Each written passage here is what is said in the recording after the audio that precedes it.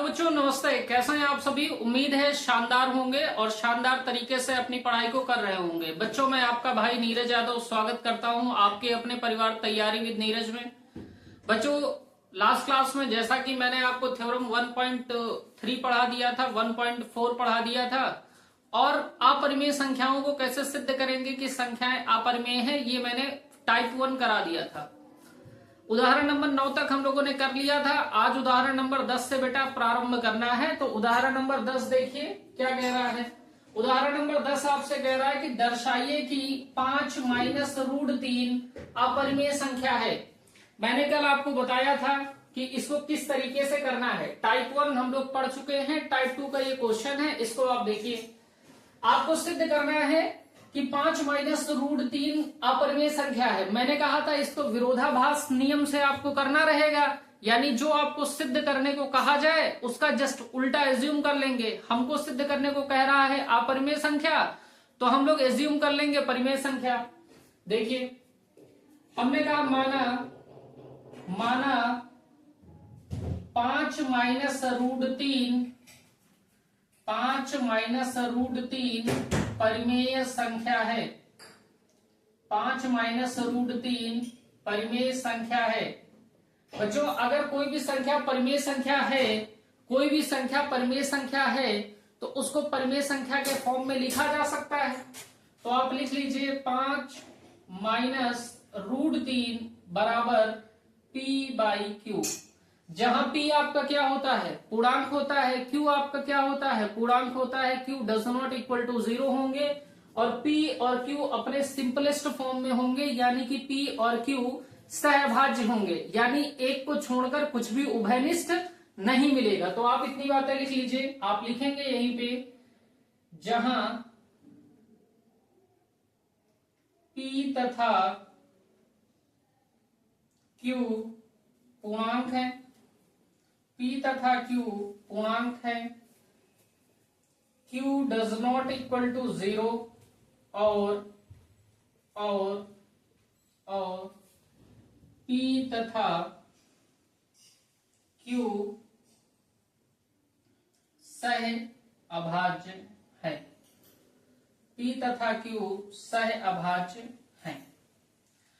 बच्चों, ये step same आप दोबारा लिख लीजिए। 5 माइनस रूट 3 बराबर है P बाई क्यू के।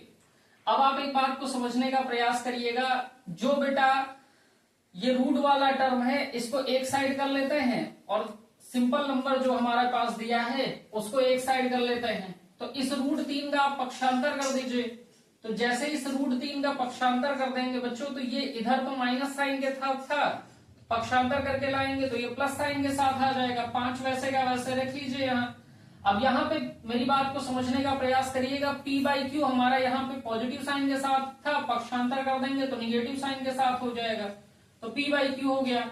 यहाँ आप एलसीएम ले लीजिए, तो एलसीएम आपका कितना आ जाएगा, Q आ जाएगा। इसके अपॉन में 1 आपका होगा, तो 1 से जैसे ही Q को आप डिवाइड करेंगे तो Q ही रहेगा। Q का अंश में मल्टीप्लाई कर दीजिए, तो ये कितना हो जाएगा, 5 का मल्टीप्लाई Q में करेंगे तो 5Q हो जाएगा।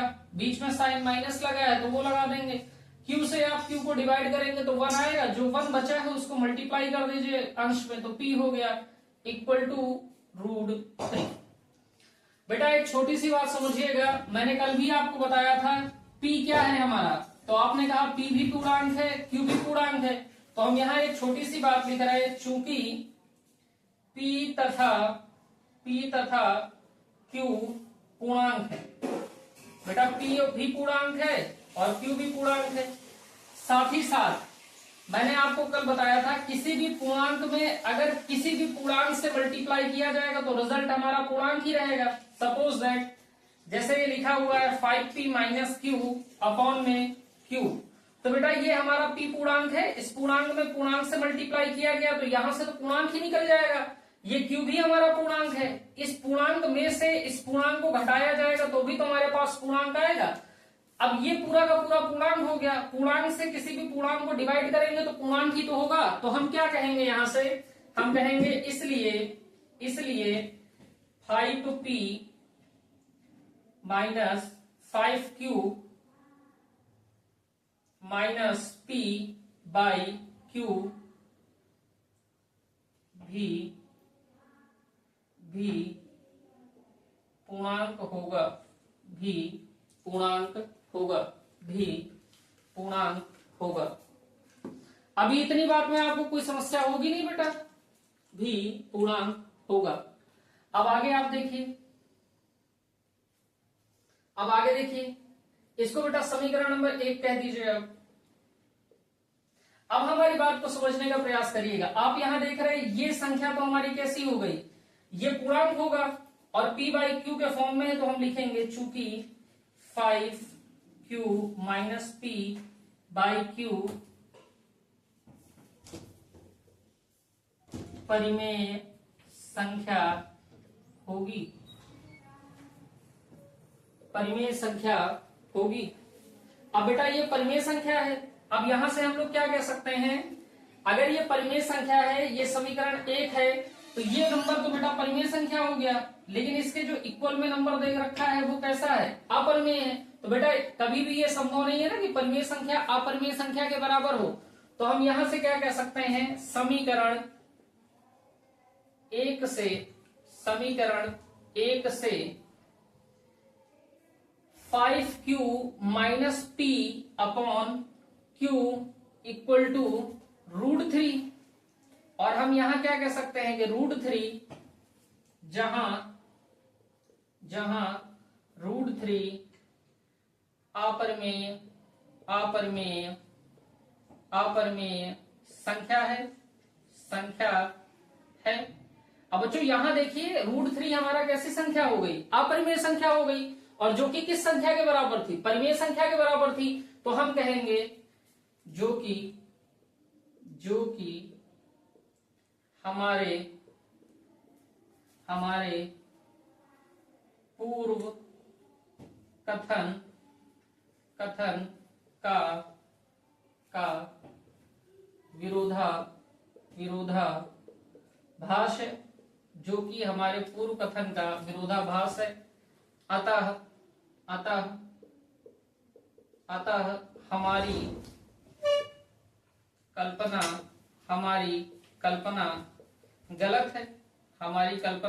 गलत है, अतः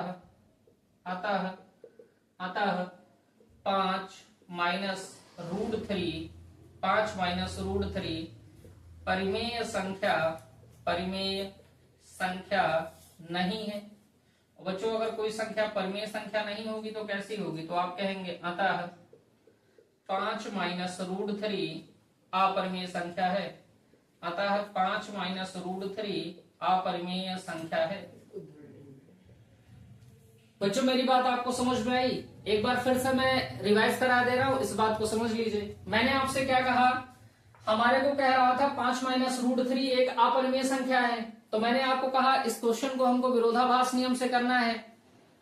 5 माइनस √3 को हम लोगों ने परिमेय संख्या मान लिया। अगर कोई भी संख्या परिमेय संख्या है तो उसको परिमेय संख्या के फॉर्म में लिखा जा सकता है, तो p बाई क्यू के फॉर्म में लिख दिया, जहां p भी पूर्णांक है, q भी पूर्णांक है, q does not equal to 0 है, और बेटा जो p और q है वो सहभाज्य है, यानी कि सिंपलेस्ट फॉर्म में है।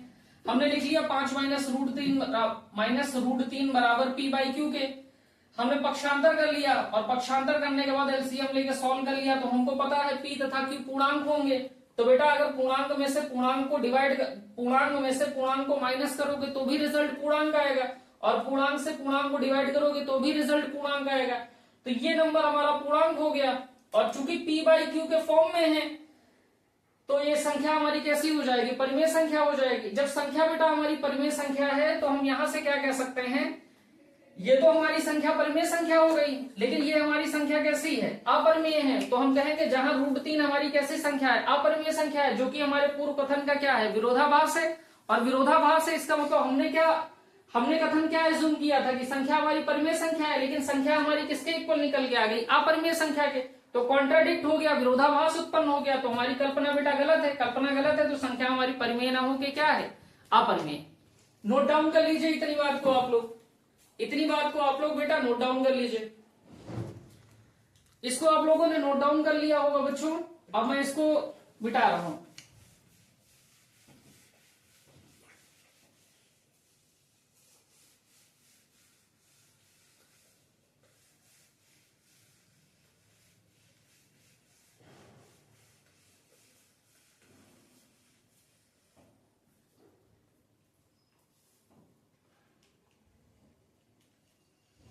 अगला उदाहरण देखिए, उदाहरण संख्या 11, उदाहरण नंबर 11 देखिए। उदाहरण नंबर 11 आपसे क्या कह रहा है? कह रहा है दर्शाइए कि 3√2, दर्शाइए कि 3√2, 3√2 अपरिमेय संख्या है। और ये बेटा उदाहरण आपका कौन सा है? 11 नंबर है। बेटा इस क्वेश्चन को भी देखिए, हम लोग क्या लिखेंगे?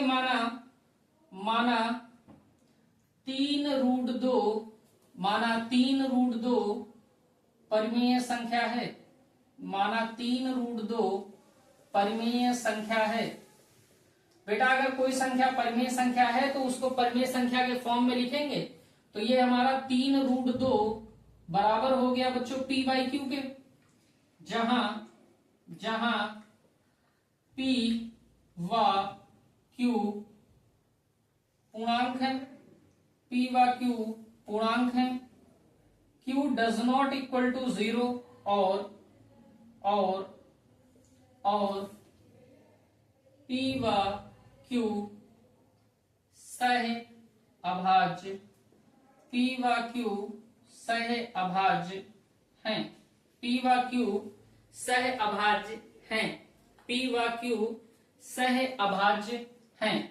बच्चों हम अपना जो हमारे पास दे रखा है 3√2 इक्वल टू p/q, इतनी बात हम लोगों ने लिख ली। अब यहां से आप समझने का प्रयास करिएगा, इसको हम इस प्रकार भी तो लिख सकते हैं p/q इक्वल टू 3√2। अब यहां से बात को समझिएगा, ये जो बेटा 3 दे रखा है, ये 3 यहाँ √2 के साथ में गुणा में है, इस साइड भेजेंगे तो ये भाग में आ जाएगा, तो इसको हम लिख सकते हैं p/q गुणे में, बेटा ये भाग में जाएगा तो 1/3 हो जाएगा, बराबर √2 के होगा। यहां से हम लोग इसको अंश का अंश में गुणा कर लीजिए, 1 का p में गुणा करेंगे तो p ही आएगा, और 3 का q में गुणा करेंगे तो 3q हो जाएगा, बराबर बेटा √2 के है। तो हम लोग यहां से क्या लिख सकते हैं बच्चों? यहां से हम लोग क्या लिख सकते हैं? हम लोग यहां से लिख सकते हैं p हमारा क्या है? पूर्णांक है, q हमारा क्या है? पूर्णांक है। बेटा जब p पूर्णांक है, q पूर्णांक है, तो हम लिखेंगे चूंकि p व q पूर्णांक है, p व q पूर्णांक है। जब बेटा p व q पूर्णांक है तो हम कह सकते हैं p/3q भी पूर्णांक होगा, इसलिए p/3q भी पूर्णांक होगा। अब बेटा कोई भी पूर्णांक देखो, ये p/q के फॉर्म में लिखा हुआ है, तो ये कैसी संख्या हमारी होगी? परिमेय संख्या। तो हम लिखेंगे चूंकि, इसलिए p/3q परिमेय संख्या होगी, परिमेय संख्या होगी। ये बेटा हमारा क्या था? इक्वेशन नंबर फर्स्ट इसको मान लीजिए। तो हम कहेंगे ये बेटा हमारे पास जो आ गया है, ये हमारी संख्या कैसी है? परिमेय संख्या। लेकिन √2 हमारी कैसी संख्या है? अपरिमेय संख्या। तो ये तो विरोधाभास हो गया ना, विरोधाभास हो गया। तो हम क्या लिखेंगे? समीकरण 1 से, समीकरण 1 क्या है आपका? p/3q equal to √2। तो हम कहेंगे जहां √2 अपरिमेय संख्या है, √2 अपरिमेय संख्या है। बेटा ये परिमेय संख्या है, ये हमारी कैसी संख्या आ गई? अपरिमेय संख्या। तो ये तो विरोधाभास हो गया ना, तो हम कहेंगे जो कि हमारे पूर्व कथन का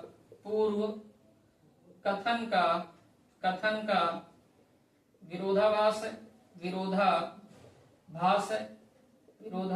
है। अतः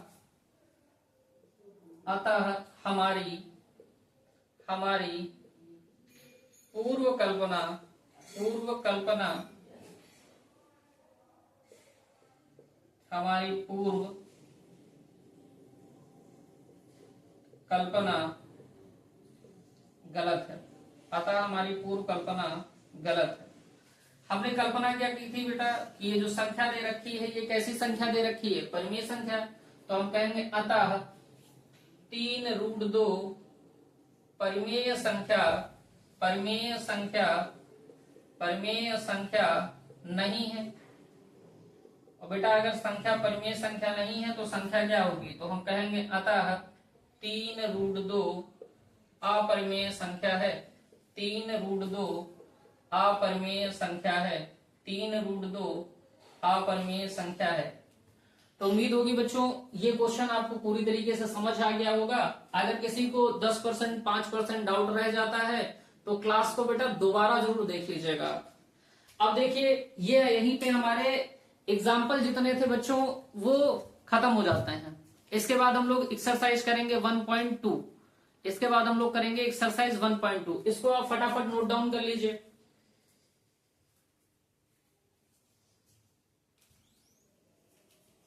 नोट डाउन कर लिया आप लोगों ने।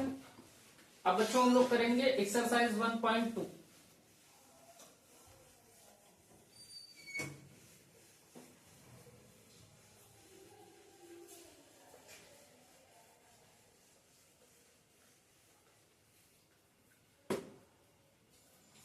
बेटा हम लोग क्या करने जा रहे हैं, प्रश्नावली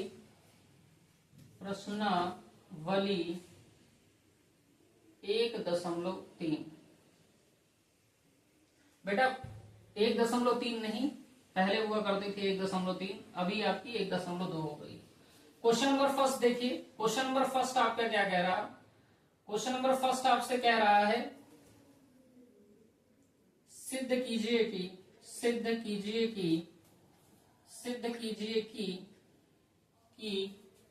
√5 अपरिमेय संख्या है। √5 अपरिमेय संख्या है। अब बेटा इस क्वेश्चन को जैसे ये √5 दे रखा है, ऐसे ही हम लोगों ने थ्योरम जब पढ़ी थी 1.4 तब हम लोगों ने क्वेश्चन कर लिया था कि √2 अपरिमेय संख्या है, सिद्ध कैसे करना है। उसके बाद हम लोगों ने उदाहरण नंबर 9 पढ़ा, उसमें हम लोगों ने पढ़ा कि √3 कैसी संख्या है, अपरिमेय संख्या है, इसको कैसे सिद्ध करना है। तो सेम बेटा एक एक स्टेप आपका सेम रहेगा, एक सिंगल स्टेप भी चेंज नहीं होगा। सेम जैसे आपको √2 का सिद्ध कराया, √3 का सिद्ध कराया, वैसे ही आपका √5 का भी सिद्ध होगा। और अगर आपको स्टेप याद है, आपने स्टेप समझ रखे हैं, तो आप उसको अपनी कॉपी में करिए फटाफट साथ में। बेटा चूंकि इसका प्रूफ लंबा होता है तो हम क्वेश्चन आपका हटा दे रहे हैं, क्वेश्चन हम आपका हटा दे रहे हैं और डायरेक्ट हम सोल्यूशन से स्टार्ट कर रहे हैं बच्चों।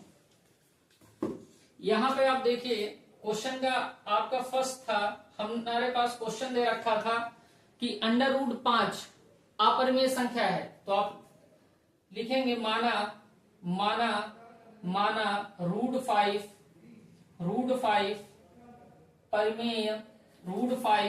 परिमेय संख्या, √5 परिमेय संख्या है। अगर कोई संख्या बच्चों परिमेय संख्या है तो उसको परिमेय संख्या के फॉर्म में लिखा जा सकता है। तो हम लिखेंगे √5 बराबर होगा P/Q के, जहां P व Q पूर्णांक है, Q does not equal to 0 तथा और P व Q सह अभाज्य हैं। बेटा P Q पूर्णांक हमारा होना चाहिए, Q does not equal to 0 होना चाहिए, साथ ही साथ P और Q हमारे सहभाज्य होने चाहिए। यानी कि बेटा P और Q का जब भी हम HCF निकालेंगे, P और Q में कुछ भी कॉमन नहीं मिलना चाहिए, 1 को छोड़ के कुछ भी कॉमन नहीं मिलना चाहिए।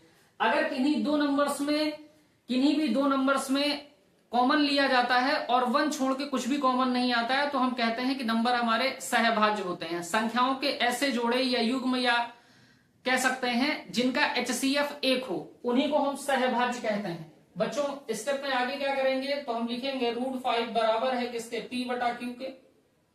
अब हम लोगों को पता है बेटा फिक्स स्टेप है, इसके फिक्स स्टेप है, दोनों पक्षों का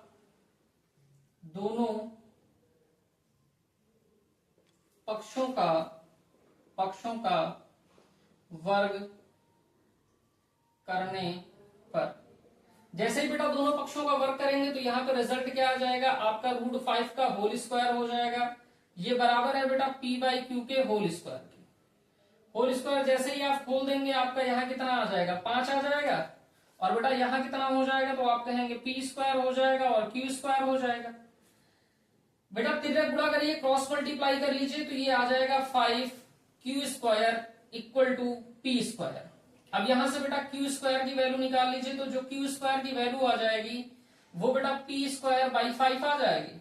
यहाँ 5 कहने पे था, यहाँ जो 5 है हमारा गुणे में था, इधर जाएगा बेटा भाग में जाएगा। इसको आप इक्वेशन नंबर फर्स्ट कह लीजिए, इसको आप बच्चों इक्वेशन नंबर फर्स्ट कह लीजिए। अब मेरी बात को यहां से ध्यान से समझिएगा, हमारा जो क्यू है बेटा वो क्या है, हमारा जो क्यू है वो पूर्णांक है, तो हम लिखेंगे चूंकि क्यू पूर्णांक है, चूंकि क्यू पूर्णांक है, इसलिए पूर्णांक का बेटा स्क्वायर करोगे तो क्या आ जाएगा, पूर्णांक ही तो आएगा, क्यू स्क्वायर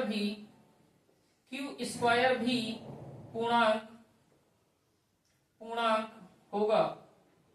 अब बच्चों यहां से हम क्या कह सकते हैं, क्यू स्क्वायर भी पूर्णांक होगा, और पूर्णांक पूर्णांक के बराबर होता है। पी क्या था बेटा, पूर्णांक था, और पी का स्क्वायर करेंगे तो पूर्णांक आएगा, और किसी भी पूर्णांक को पूर्णांक से डिवाइड करेंगे तो रिजल्ट भी तो पूर्णांक आएगा। तो हम लोग यहां से अगला स्टेप क्या लिखेंगे, इसलिए पी स्क्वायर बाई 5 भी पूर्णांक होगा।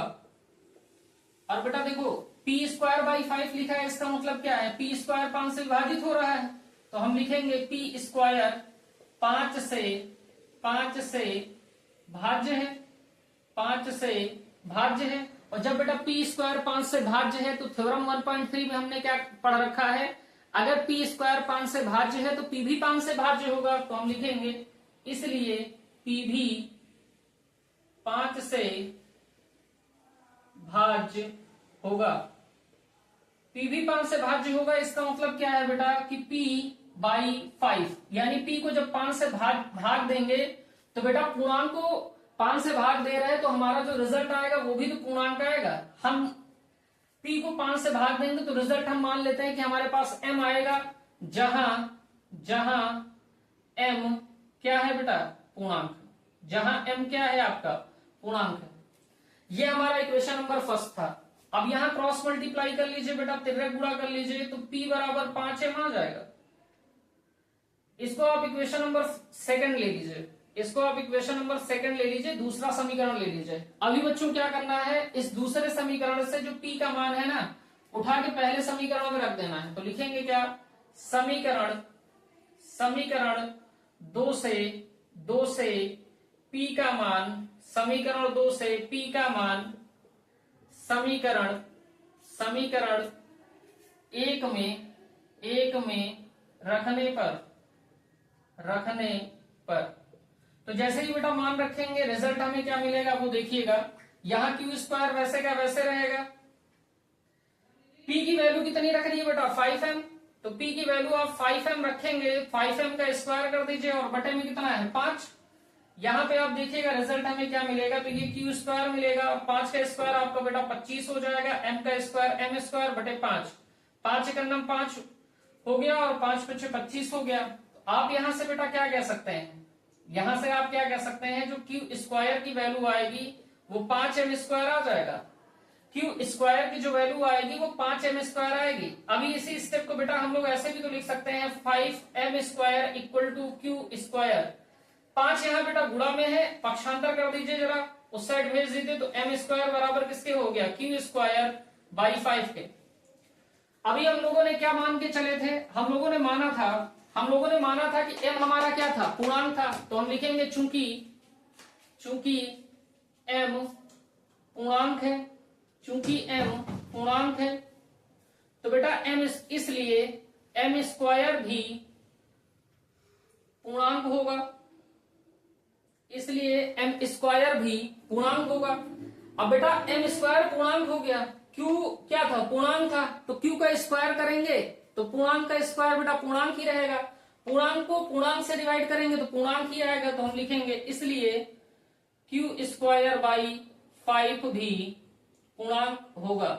अब q स्क्वायर बाई 5 का मतलब क्या है बेटा कि q स्क्वायर 5 से भाज्य है, तो यहां हम लोग क्या लिख सकते हैं, इसलिए q Q भी 5 से भाज्य होगा। जब Q भी 5 से भाज्य होगा तो हम कहेंगे Q को जब 5 से डिवाइड करेंगे बेटा तो कोई पूर्णांक ही तो निकल के आएगा। इस बार उस पूर्णांक को हमने मान लिया है क्या, n मान लिया है। और जहां n हमारा क्या रहेगा, जहां n भी एक क्या होगा बच्चों, पूर्णांक होगा। जहां n भी हमारा क्या है, पूर्णांक है। अब यहां से हम क्या कह सकते हैं बेटा, Q बराबर हमारा कितना आ गया, 5n।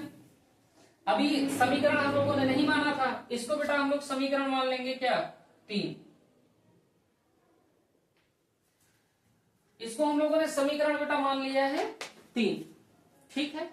और इस वाले को समीकरण हम लोग मान लेते हैं बेटा, एक समीकरण हम लोगों ने कहीं का मान लिया है, तो इस वाले को आप मान लीजिए समीकरण 3 मान लीजिए, इस वाले को समीकरण 4 मान लीजिए, कोई दिक्कत नहीं।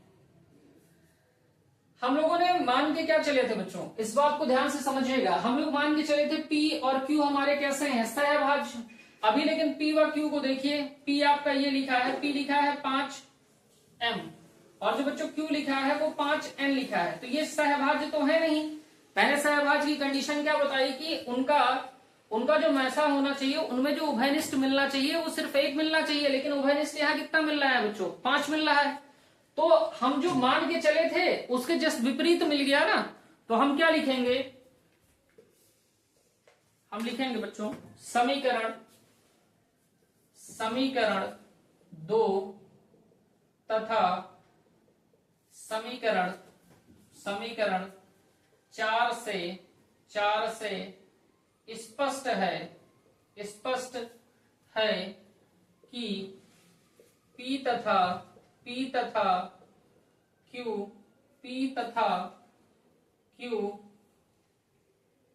का उभयनिष्ठ गुणनखंड 5 है। अतः P तथा Q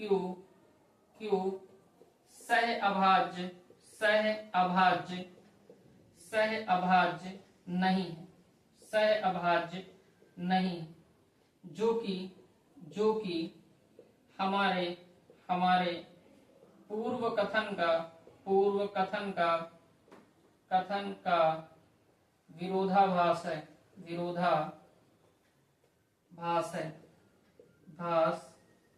है। अतः हमारी पूर्व कल्पना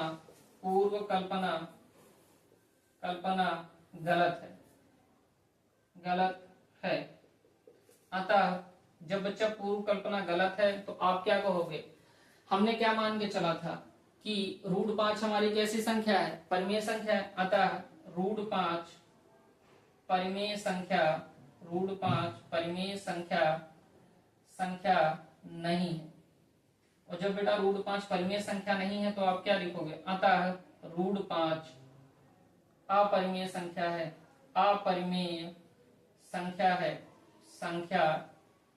है। अभी बच्चों ये इतनी सी बात है, अभी ऐसे करना है आपको। इसके बेटा फिक्स स्टेप है, थोड़ा थ्योरेटिकल पोर्शन ज्यादा है, थ्योरी आपको ज्यादा लिखनी पड़ती है। समझने वाली बात इतनी सी है कि पूर्णांक से जब पूर्णांक को डिवाइड करेंगे तो रिजल्ट आपको पूर्णांक ही मिलेगा, मल्टीप्लाई करेंगे तो भी रिजल्ट आपको पूर्णांक मिलेगा। तो उम्मीद है ये क्वेश्चन आपको पूरी तरह से समझ आ गया होगा। बच्चों इसको आप लोग नोट कर लीजिए, इसको आप लोग फटाफट नोट करिए।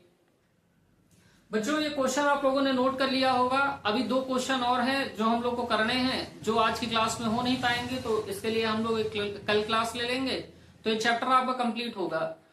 तो बच्चों जितनी भी चीजें आपको पढ़ाई जा रही हैं उन सारी चीजों को आप बार बार रिवाइज करते रहिए, और कहीं भी कोई समस्या अगर आपको आती है, किसी भी क्वेश्चन को समझने में कहीं भी कोई प्रॉब्लम होती है, तो आपके पास कमेंट बॉक्स माध्यम है जिसके माध्यम से आप अपनी जो भी डाउट्स हैं वो मुझ तक पहुंचा सकते हैं।